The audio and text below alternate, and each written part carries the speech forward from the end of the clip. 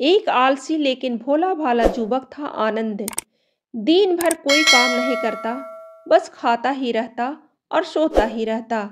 घर वालों ने कहा, चले जाओ, निकलो घर से, कोई काम धाम नहीं करते हो, बस पड़े रहते हो। वह घर से निकलकर यूं ही भटकते हुए एक आश्रम पहुंचा। वहां उसने देखा कि एक गुरुजी हैं। उनके शिष्य कोई काम नहीं करते, बस मंदिर की पूजा करते हैं।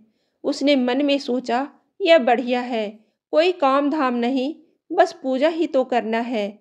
गुरुजी के पास जाकर पूछा, क्या मैं यहाँ रह सकता हूँ?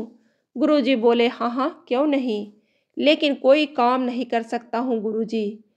कोई काम नहीं करना है, बस पूजा करनी होगी। आनंद ने कहा, ठीक है, वह तो मैं कर लूँगा। अब आनंद महाराज आश्रम में रहने लगे। न कोई काम न कोई धाम, बस सारा दिन खाते रहो और प्रभु भक्ति में भजन गाते रहो। महीना भर हो गया। फिर एक दिन आई एकादशी। उसने रसोई में जाकर देखा, खाने की कोई तैयारी नहीं थी। उसने गुरुजी से पूछा, आज खाना नहीं बनेगा क्या? गुरुजी ने कहा, नहीं, आज तो एकादशी है, तुम्हारा भी उपवास है। उसने कहा, नहीं, अगर हमने उपवास कर लिया तो कल का दिन ही नहीं देख पाएंगे। हम नहीं कर सकते उपवास, हमें तो भूख लगती है। आपने पहले क्यों नहीं बताया?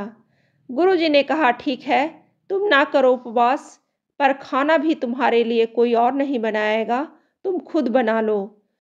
मरता क्या न करता। वह गया रसोई में। गुरुजी फिर आए। देखो, अगर तुम खाना बना लो तो राम जी को भोग जरूर लगा लेना और नदी के उस पार जाकर बना लो रसोई। ठीक है। लकड़ी, आटा, तेल, घी, सब्जी लेकर आनंद महाराज चले गए। जैसे तैसे खाना भी बनाया। खाने लगा तो याद आया, गुरुजी ने कहा था कि राम जी को भोग लगाना है। वह भजन गाने लगा, आओ मेरे राम जी, भोग लगाओ जी, प्रभु राम आइए, श्री राम आइए, मेरे भोजन का भोग लगाइए। कोई ना आया तो बेचैन हो गया कि यहाँ तो भूख लग रही है और राम जी आ ही नहीं रहे। भोला मानस जानता नहीं था कि प्रभु साक्षात तो आएंगे नहीं, पर गुरु जी की बात मानना जरूरी है। फिर उसने कहा, देखो प्रभु राम जी, मैं समझ गया कि आप क्यों नहीं आ रहे हैं। मैंने रूखा सूखा बनाया है और आपको तर माल खाने की आदत है, इसलिए नहीं आ रहे हैं। तो सुनो प्रभु, आज वहाँ भी कुछ नहीं बना है, सबकी एकादशी है। खाना हो तो यह भोग ही खा लो। श्री राम अपने भक्त की सरलता पर बड़े मुस्कुराए और माता सीता के साथ प्रकट हो गए। भक्त असमंजस में, गुरुजी ने तो कहा था कि राम जी आएंगे, पर यहाँ तो माता सीता भी आई हैं और मैंने तो भोजन बस 2 लोगों का बनाया है। चलो कोई बात नहीं, आज इन्हें ही खिला देते हैं। बोला, प्रभु मैं भूखा रह गया, लेकिन मुझे आप दोनों को देखकर बड़ा अच्छा लग रहा है। लेकिन अगले एकादशी को ऐसा न करना, पहले बता देना कि कितने जन आ रहे हो, और हाँ, थोड़ा जल्दी आ जाना। राम जी उसकी बातों पर बड़ी मुदित हुए, प्रसाद ग्रहण करके चले गए। अगली एकादशी तक यह भोला मानस सब भूल गया। उसे लगा प्रभु ऐसे ही आते होंगे और प्रसाद ग्रहण करते होंगे। फिर एकादशी आई। गुरुजी से कहा, मैं चला अपना खाना बनाने, पर गुरुजी थोड़ा ज़्यादा अनाज लगेगा, वहाँ 2 लोग आते हैं। गुरुजी मुस्कुराए, भूख के मारे बावला है, ठीक है ले जा और अनाज ले जा। अब की बार उसने 3 लोगों का खाना बनाया। फिर गुहार लगाई, प्रभु राम आइए, सीता राम आइए, मेरे भोजन का भोग लगाइए। प्रभु की महिमा भी निराली है। भक्त के साथ कौतुक करने में उन्हें बड़ा ही मजा आता है। इस बार वे अपने भाई लक्ष्मण, भरत, शत्रुघ्न और हनुमान जी को लेकर आ गए। भक्त को चक्कर आ गया। यह क्या हुआ?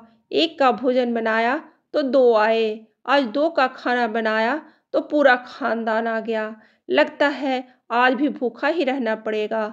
सबको भोजन लगाया और बैठे बैठे देखता रहा। अनजाने ही उसकी भी एकादशी हो गई।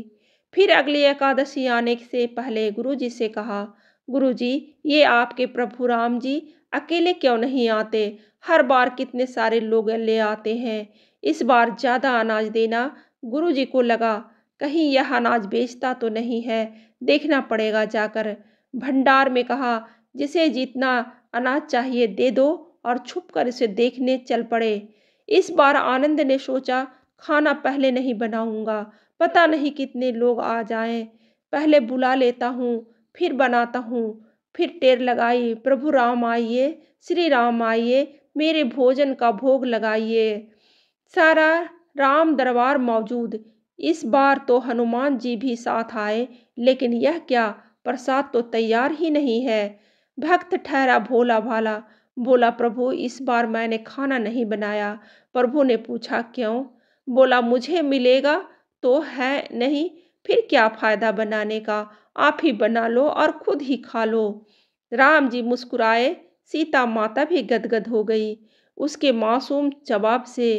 लक्ष्मण जी बोले, क्या करे प्रभु?